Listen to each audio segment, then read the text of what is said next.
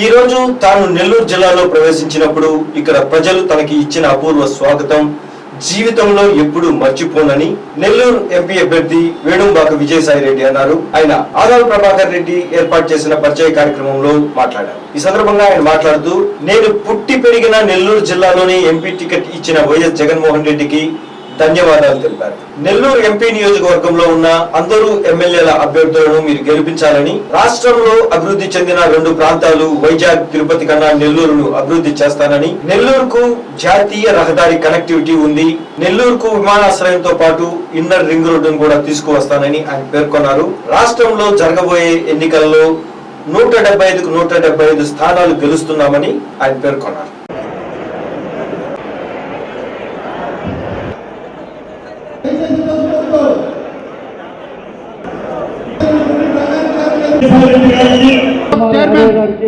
రావాల్సిందిగా కోరుతున్నాం. ఈరోజు నేను నెల్లూరులో ప్రవేశించేటప్పుడు నాకు ఇచ్చినటువంటి నెల్లూరు ప్రజలు ఇచ్చినటువంటి, పార్లమెంటు ప్రజలు ఇచ్చినటువంటి అపూర్వ స్వాగతం నేను ఈ జన్మలో మరిచిపోలేనని మీ అందరికీ కూడా తెలియజేసుకుంటాను. నాకు ఈ యొక్క నెల్లూరు జిల్లా, నెల్లూరు గడ్డ అన్నటువంటిది నేను పుట్టినటువంటి గడ్డ. నేను ఇక్కడే, నా బాల్యం ఇక్కడే, నేను చదువుకున్నది ఇక్కడే, డిగ్రీ వరకు ఇక్కడే పూర్తి చేసుకుని సిఏ చదివేదానికి చెన్నై వెళ్ళడం జరిగింది.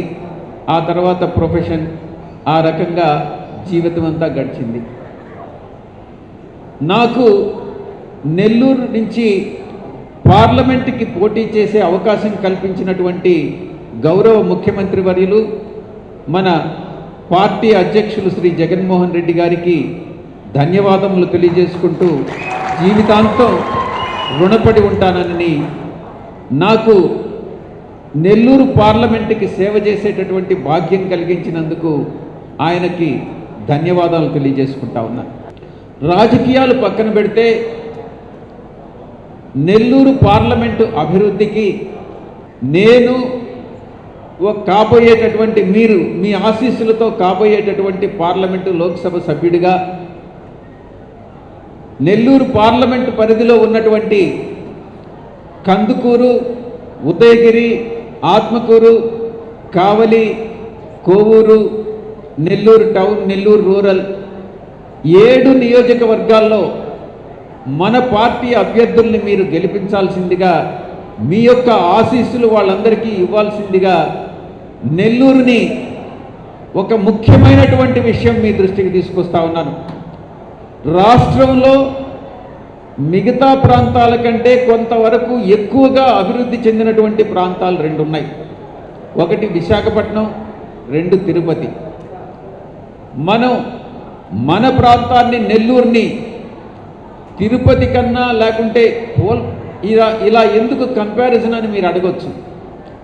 మన రాష్ట్రంలోనే నెల్లూరుని, ఆ నెల్లూరు అభివృద్ధిని రాష్ట్రంలో మొట్టమొదటి స్థానంలో నిలబెట్టుకోవాల్సినటువంటి బాధ్యత మనందరి మీద ఉంది. దాంట్లో భాగంగా సభాముఖంగా నేను తెలియజేసుకుంటా ఉన్నాను.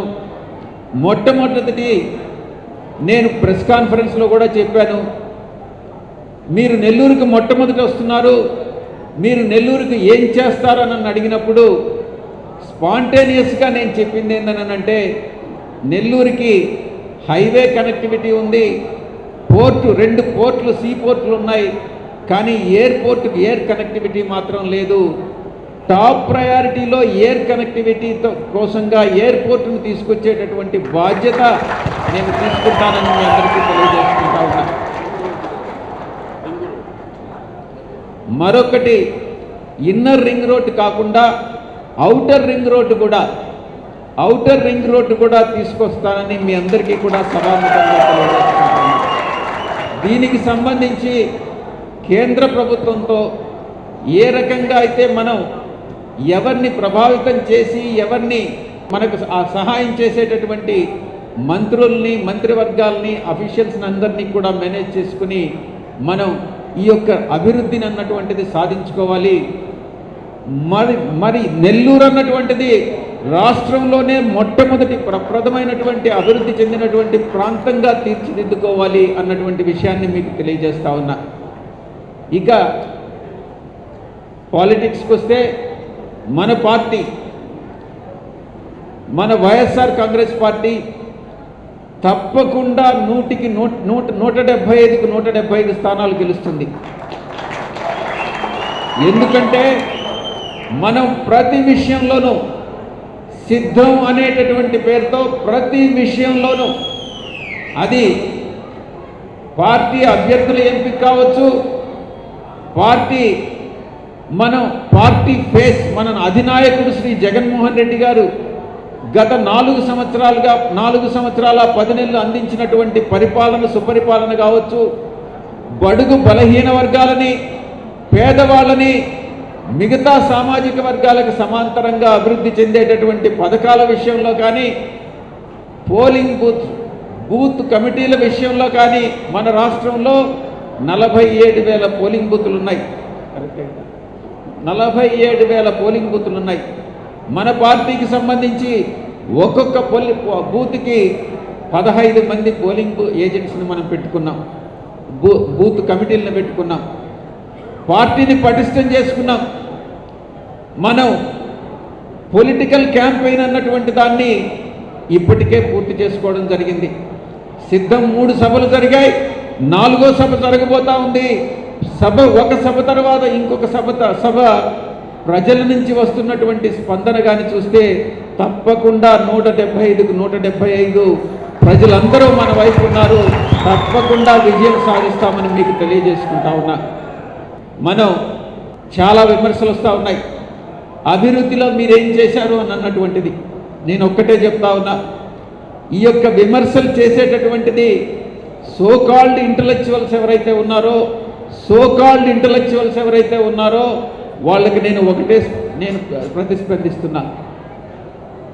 మన రాష్ట్రంలో తలసరి ఆదాయం ఎంత?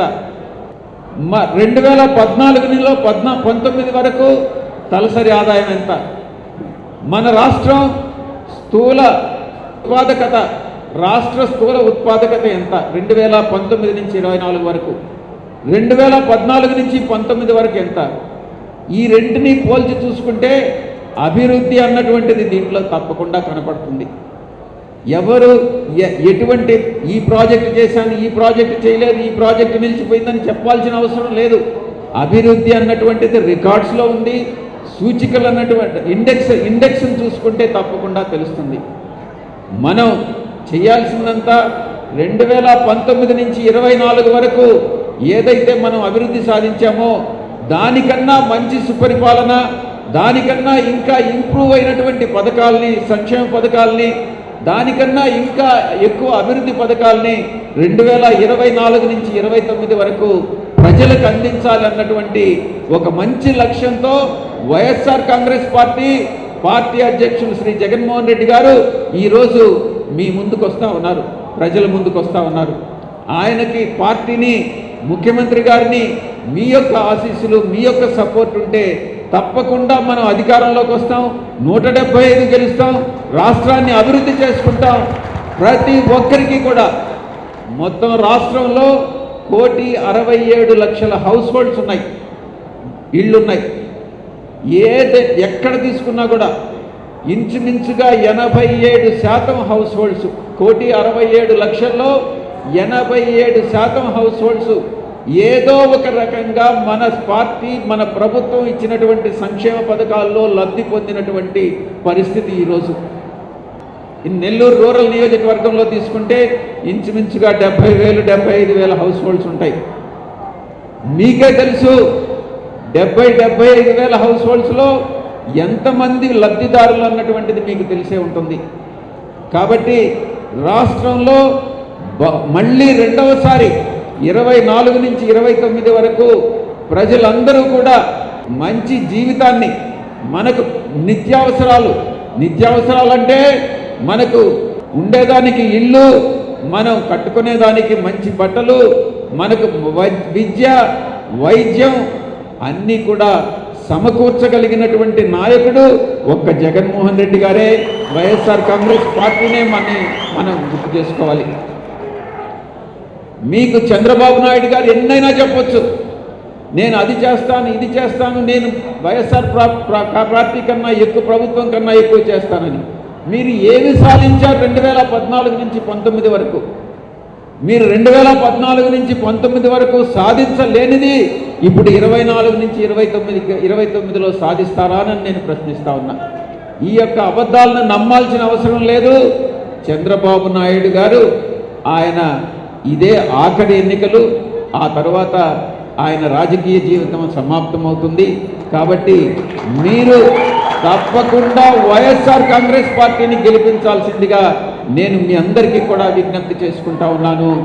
ఇక ప్రతిపక్షం రిపీటెడ్గా చాలా విమర్శలు చేస్తూ ఉంది. అభివృద్ధిలో మనం కుంటుపడ్డామని. ఎక్కడా కుంటుపడలేదు. నేను చెప్పాను, తలసరి ఆదాయం స్థూల ఉత్పత్తి మాత్రమే కాకుండా మనం ఎన్నో ప్రాజెక్టులను మనం తీసుకొచ్చాం. ఉదాహరణకి ఈ యొక్క నియోజకవర్గంలో మనం ఇక్కడ ఈ జిల్లాలో రామాయపట్నం రికార్డు టైంలో పూర్తి చేశాం. అంతకుముందు వైఎస్ఆర్ గారి టైంలో ఇది మన కృష్ణపట్నం పోర్టు ప్రారంభోత్సవం చేసుకున్నాం, తర్వాత పూర్తి చేసుకోవడం కూడా జరిగింది. ఈ యొక్క జిల్లాకి 2 సీపోర్ట్లు ఉన్నాయి. అదేవిధంగా ఎయిర్పోర్ట్ కూడా రాబోతూ ఉంది. ఎన్నో రహదారులు నిర్మించుకున్నాం. ఎన్నో ప్రాజెక్టులు ఈ యొక్క రాష్ట్రానికి వచ్చాయి. ఎంతో ఇన్వెస్ట్మెంట్, ఫారిన్ డైరెక్ట్ ఇన్వెస్ట్మెంట్ కానీ డొమెస్టిక్ ఇన్వెస్ట్మెంట్ కానీ మీరు రికార్డులు వెరిఫై చేసుకుంటే ఎక్కడ అభివృద్ధిలో ఎక్కడనో 2 రోడ్లో 4 రోడ్లో 10 రోడ్లో మనం గుంతలు గతుకులు పడినంత మాత్రాన అభివృద్ధిలో మనం వెనుకబడి ఉన్నామన్నటువంటి దాంట్లో వాస్తవం లేదు అని మీ అందరికీ కూడా తెలియజేసుకుంటా ఉన్నాను. అభివృద్ధి కావాలన్నా, సంక్షేమ పథకాలు ఇంకా మెరుగైన పథకాలు కావాలన్నా, ప్రజా జీవితం ప్రజల యొక్క జీవన ప్రమాణాలు పెరగాలన్నా వైఎస్ఆర్ కాంగ్రెస్ పార్టీని గెలిపించండి. జగన్మోహన్ రెడ్డి గారిని మళ్ళీ ముఖ్యమంత్రిని చేసుకుందాం. మనం తప్పకుండా అభివృద్ధిని, మనం పథకాల్ని, జీవన ప్రమాణాలని మెరుగుపరుచుకుందామని అన్నటువంటి విషయాన్ని మీకు తెలియజేసుకుంటూ మనం ఇంకొక విషయం ఆఖరాగా మీకు తెలియజేసుకుంటా ఉన్నా. 2014లో మీరు మన పార్టీ అభ్యర్థిని 25,000 మెజారిటీతో గెలిపించారు. 2019లో మన పార్టీ అభ్యర్థిని 20,000 మెజారిటీతో గెలిపించారు. 5,000 మెజారిటీ తగ్గింది. కానీ మీరు గెలిపించినటువంటి అభ్యర్థి పార్టీకి ద్రోహం చేసి వేరే పార్టీకి వెళ్ళడం జరిగింది. 2019 ఎన్నికల్లో కూడా మీ యొక్క నియోజకవర్గంలో పార్లమెంటుకు పోటీ చేసినటువంటి అన్న ఆదాల ప్రభాకర్ రెడ్డి అన్నకి ఎమ్మెల్యే క్యాండిడేట్కి 5,000, ఆ ఎమ్మెల్యే క్యాండిడేట్ కన్నా 5,000 ఓట్లు ఎక్కువ వచ్చాయి. ఈ మధ్య విమర్శలు చేస్తూ ఉన్నారు. ఆదాల ప్రభాకర్ రెడ్డి అన్న మన అసెంబ్లీకి సమన్వయకర్తగా ప్రకటించిన తర్వాత, అభ్యర్థిగా ప్రకటించిన తర్వాత అంతకు ముందు రాని ఫండ్స్ వస్తున్నాయి, మా టైంలో ప్రభుత్వం సవతి ప్రేమ చూపించింది అన్నటువంటి విమర్శలు చేస్తూ ఉన్నారు. అది మన పనితీరులో ఉంటుంది, మనం చేసుకునేటటువంటి విధానంలో ఉంటుంది. అన్న ప్రతిరోజు ఏదో ఒక ప్రోగ్రాం కానీ, ఏదో ఒక అభివృద్ధి పథకం కానీ, ఏదో ఒక శిలాఫలకం కానీ, ఏదో ఒక కార్యక్రమం చేపడతా ఉన్నారు. అంతేగాని ప్రతిదానికి యుద్ధం ప్రకటించి నేనేదో ఒక మీడియా కోసం, మీడియా హైప్ ఏదో క్రియేట్ చేసి నేనేదో చేశాను అని చూపించుకోవడం లేదు. నిజంగా కూడా మీ అందరి కోసం పనిచేస్తూ ఉన్నారు. అందుకే గత ఎన్నికల్లో ఎమ్మెల్యే అభ్యర్థి కన్నా ఎంపీ అభ్యర్థిగా అన్నకి 5,000 ఎక్కువ మెజారిటీ గెలిచారు.